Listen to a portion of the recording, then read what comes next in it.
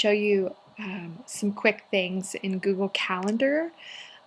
Many people don't know this about Google Calendar, but the settings button over here is pretty awesome. And they have something called Labs. So you're in your Google Calendar, you click Labs under Settings, and they have some really cool things you can enable or disable for your calendar. And I encourage you to read through these and see what they are, how you do them. For instance, you can enable this year view. It has a year view button, so sometimes you need to see everything at a glance, which I love.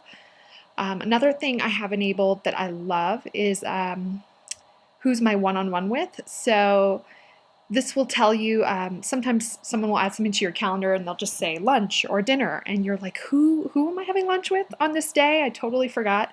So this will tell you who you're having lunch with. You enable that and it knows who that came from, which is great. And one other one I like to enable is your next meeting. So this is just kind of fun. You enable this and it tells you what is the next thing that's coming up on your calendar. The main thing with Labs, at the very bottom, you have to click Save. Actually, I'm going to enable this world clock too. That's pretty fun.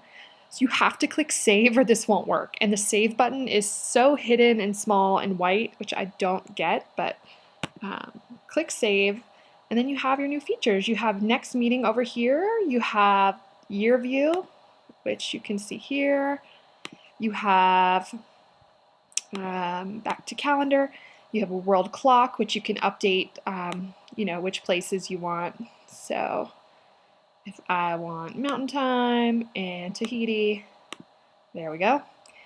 And yeah, so that's Google Calendar.